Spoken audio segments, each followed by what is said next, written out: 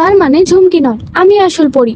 অবশেষে অভির বউ হয়ে রায়বাড়িতে পা রেখে নিজের আসল পরিচয় নিজেই জেনে গেল ছুটি। প্রতিজ্ঞা ধারাবাহিকে দেখা যায় শুরু হয় ছুটির জীবনের নতুন অধ্যায়। অভিমন্যু শঙ্কর রায়ের বউ হয়ে রায়বাড়িতে পা রেখেই নতুন লড়াইয়ের সম্মুখীন হয় ছুটি।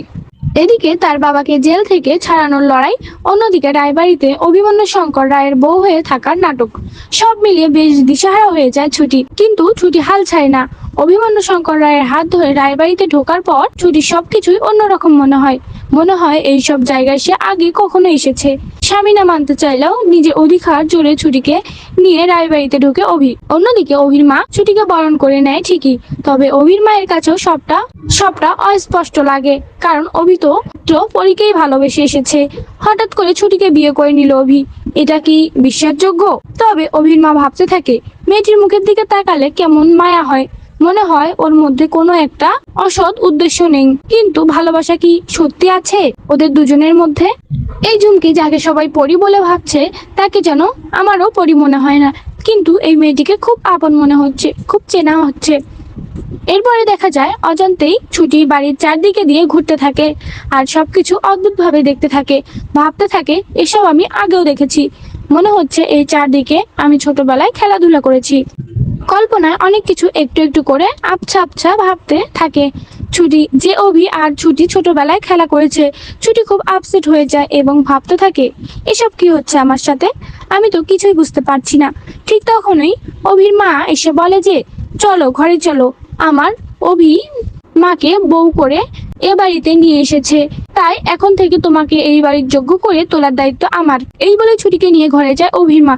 অন্যদিকে অভি বারান্দায় বসে চুপচাপ ভাবতে থাকে পরীর কথা। পরী তাকে যে পুতুলটা দিয়েছিল, সে পুতুলটা হাতে নিয়ে অভি মনে পড়ে ছোটবেলার কথা, চোখে জল ফেলে। অভি, ছুটি আর অভির মা দুজনেই ঘরে আসে এবং ছুটি দেখতে পায় অভি বারান্দায় বসে চোখের জল ফেলছে ছোট্ট একটা পুতুল হাতে নিয়ে, যেটা দেখিয়ে ছুটি বেশ কিছুটা অবাক হয়।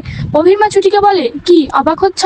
যে পুতুলটা হাতে নিয়ে অভি চোখের জল ফেলছে, সেই পুতুলটা হচ্ছে পরী অভিকে দিয়েছিল। পরী অভি ছোটবেলার বন্ধু, আশ্রয় বাড়িতে তো তুমি আর পরী মানে ঝুমকি একসাথেই বড় হয়েছো। ঝুমকি পরী সেটা ডিএনএ টেস্ট করার পরেও প্রমাণ হয়ে গেছে, কিন্তু আমার মন সায় দেয় না। আর অভিরও ওই ঝুমকিকে পরী হিসাবে মানতে কষ্ট হয়, কারণ পরীর সাথে না ওই ঝুমকির কোনো মিল নেই, কোনো আচরণে মিল নেই, কোনো কিছুতেই মিল নেই। শুনে কিছুটা অবাক হয় ছুটি। ছুটি অবাক হয়ে অভির মাকে বলে, আচ্ছা পরী কেমন ছিল? অভির মা ছুটিকে বলে, পরী কেমন ছিল চলো আজ তোমাকে দেখাবো। এই বলেই ছুটিকে নিয়ে পরীর ছবির সামনে গিয়ে দাঁড়ায় অভির মা এবং দেখিয়ে বলে, ওই দেখো ওটাই আমাদের পরী, ছোটবেলার পরী। আর এই পুতুল, এই খেলনাগুলো, এই সব কিছু পরীর জিনিসপত্র। দেখার পর ছুটি কেমন অবাক লাগে, মনে হয় যে এগুলো তারই, সে ছোটবেলায় এগুলো নিয়ে খেলেছে আর এগুলো সেই অভিকে দিয়েছিল। অভি বলে চারদিকে সে ডাকছে, এমনটাই কানে বাজতে থাকে ছুটির।